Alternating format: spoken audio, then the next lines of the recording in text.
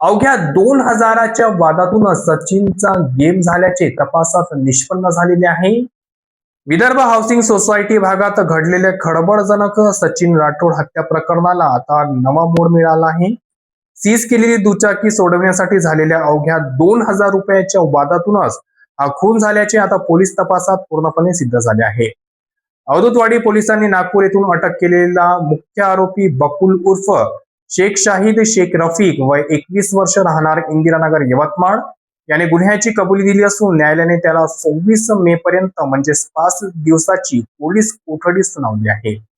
यापूर्वी या हत्येमागे विविध चर्चा सुरू होत्या, परंतु पोलिसांनी केलेल्या कसून चौकशीत मूळ कारण समोर आले आहे. मृत सचिन उर्फ येडा याने आरोपी बकुलच्या मित्राची दुचाकी सीज केली होती. ती सोडवण्यासाठी सचिनने 4000 रुपयाची मागणी केली होती, मात्र बकुल याने 2000 रुपये देण्यावरच ठाम होता. यावरून बुधवारी रात्री दोघांमध्ये जोरदार वाद झाला आणि दारूच्या नशेत सचिनने बकुलला शिवीगाळ केली. याच शिवीगाळीचा आणि पैशाचा राग मनात ठेवून आरोपी बकुलने गुरुवारी सकाळी 7 वाजता सचिनचा गेम केला. यावर आता शिक्कामोर्तब झाले आहे. घटनेच्या संपूर्ण थरार परिसरातील सीसीटीव्ही कॅमेऱ्यात कैद झाला होता. यामध्ये स्पष्टपणे एकट्या बकुलने सचिनला गाठून मित्रापासून दूर नेऊन चाकूने भोसकल्याचे सिद्ध झाले आहे.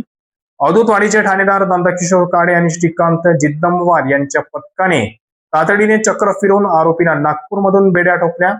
अटक झालेला बकुल हा सराईतील गुन्हेगार असून त्याच्यावर आधीच चोरी, दरोडा आणि खुनाचा प्रयत्न असे गंभीर गुन्हे दाखल झालेले आहेत.